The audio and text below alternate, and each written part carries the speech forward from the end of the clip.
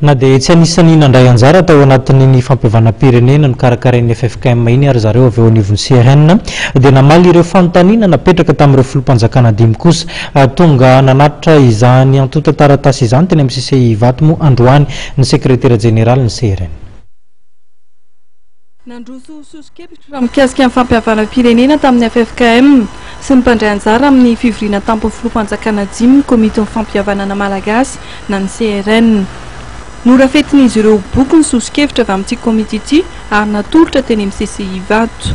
Fagnanay sy nivalinay hoe numéro 1 d'izao satria raha nijerevanay izy dia cadre mise en œuvre de la conciliation nationale zany tena général izigny dia nagnano boky anankiray zany zay io naterinay aminazy ao izao anie zany réconciliation zany raha jerevanay zany dia efa zavatra boky nisoratanay tamin'le manifeste izigny fa le mise en œuvre regny manifeste igny fanontaniana igny ka zay eto zany dia miparticiper zay anatitra an'le boky isan'izy aminazy siva ity mba zara brikinay amin'le fanontaniana tao fa sy nivalinay hoe numéro 1 numéro 2 fa nataonay boky anankiray dia ao daholo le zavatra rehetra izy fanontaniana telopolo mahery angamba izy igny efa vitanay daholo am'izao fotoana zao dia anatitra anazy fotsiny zay dia lasa zay